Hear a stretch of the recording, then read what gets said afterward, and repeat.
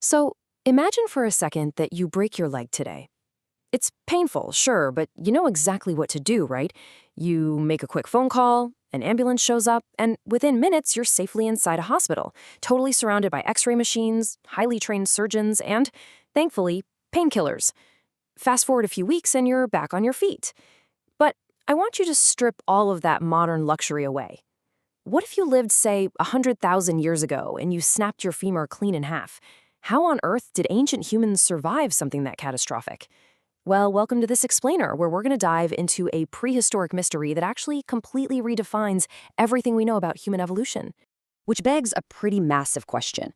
What actually happens if you snap your femur in the ancient world? I really want you to vividly picture this. You are completely immobilized in a brutal, unforgiving environment. You can't walk, which means you can't hunt, you can't forage for berries or roots, you can't contribute anything physically to your group. In an era where just surviving is a daily, grueling task, you are suddenly, literally, dead weight. And your tribe? They can't exactly just carry you forever across the plain. By every rule of survival, you die. A broken leg in the ancient world isn't just a bad injury. It's a death sentence. When you can't move, you can't eat. And even worse, every single calorie your group uses to try and keep you alive is a precious calorie they aren't storing for the brutal winter ahead. From a pure biological standpoint, an injured member is just a massive drain on resources. Nature dictates that the weak and injured get left behind. Now, here's where things get really fascinating. There is a stark contrast between how the rest of nature operates and the path our ancestors took. In the animal kingdom, the brutal math of nature is incredibly simple. Abandon the injured. It happens constantly. The herd just moves on so the rest can survive. But ancient humans? They experienced a shocking evolutionary divergence. They actually chose to protect and keep their injured alive. Something profound stopped early humans from just walking away.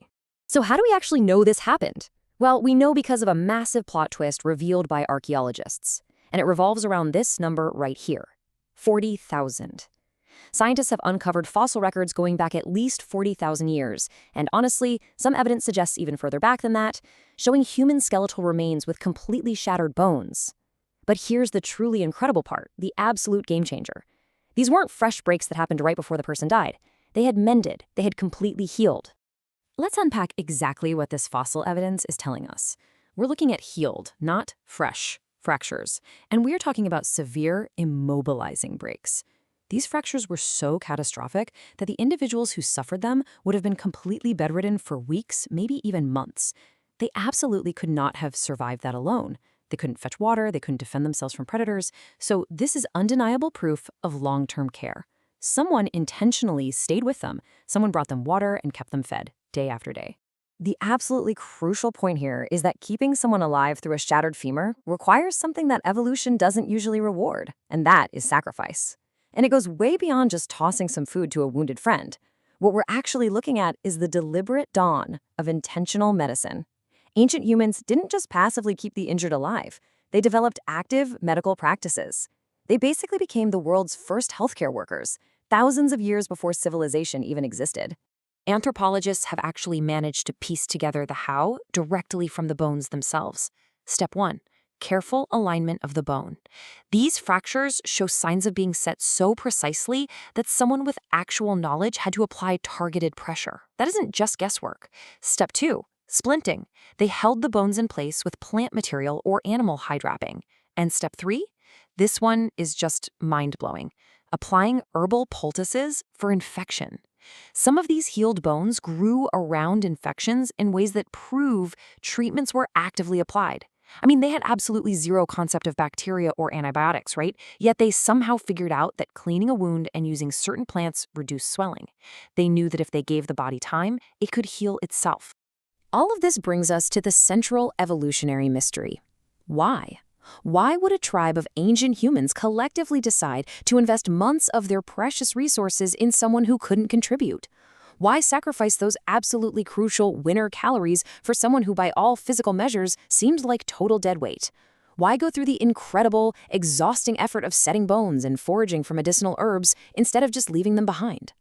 The answer to that marks a massive paradigm shift, and it revolves around a concept called social capital.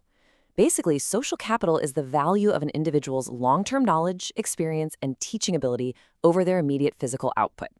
You see, that immobilized person lying in the cave, yeah, they might not be able to hunt today, but they hold decades of irreplaceable knowledge.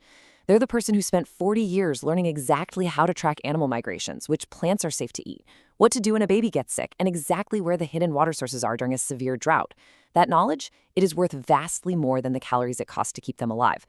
And that brings us to this incredibly powerful realization from our source material. It's not altruism, it's insurance. It's the birth of community. Ancient humans were playing the long game. By keeping the injured alive, they weren't just being compassionate, though, maybe they were. They were really building a cultural insurance policy. They were establishing a deeply ingrained societal rule. If you get hurt, the tribe will protect you. Which meant that when you inevitably got hurt yourself one day, the tribe would keep you alive too. Everything changed when survival stopped being a simple equation of immediate physical strength and shifted toward long-term knowledge and experience. Think about it. Suddenly, a physically weak person with life-saving ideas became infinitely more valuable than a physically strong person with no ideas. An elderly person who couldn't hunt anymore became absolutely essential because they could teach the next generation. Even a child who couldn't contribute for years got fed because their potential mattered to the survival of the whole group. Ultimately, this single shift, optimizing for knowledge transfer and group survival rather than just leaving the weak behind to die, might actually be the exact reason humans ended up running the world. The fossil record of a healed femur is really showing us the exact moment humans became human. It wasn't just when we developed stone tools, though sure, we did that. It wasn't even when we discovered fire, although that obviously was huge. No, the true spark of our civilization was the moment we decided that keeping a vulnerable person alive was worth more than the calories it cost. That is the moment we started building tribes instead of herds, and cultures instead of just populations. And you can actually draw a direct, straight line from that ancient dirt right to our modern lives today. 100,000 years ago, someone's ancestor makes the choice to splint a broken leg instead of walking away. Thousands of years ago, that practice builds complex cultures and tribes. And today? Well, today we have hospitals, we have schools, we have retirement, disability, and welfare systems. Why? Because somewhere deep, deep in our DNA is the memory of that ancient choice. We have these modern institutions because we never stop believing that knowledge matters and that the vulnerable are worth protecting because, hey, we might be the vulnerable ones tomorrow. A broken leg in the ancient world wasn't a death sentence simply because your tribe made a profound choice to value community over pure biological efficiency. And in exchange for that sacrifice, they got an elder, they got an insurance policy, and they got the foundation of literally everything that makes us human today. Which leaves us with this final, kind of heavy question to ponder. If keeping the vulnerable alive is literally the foundation that built our entire civilization, what happens if we stop? Really think about that the next time you see an ambulance rush by. Thank you so much for joining me on this explainer. I truly hope this changes how you view our deep history. Catch you next time.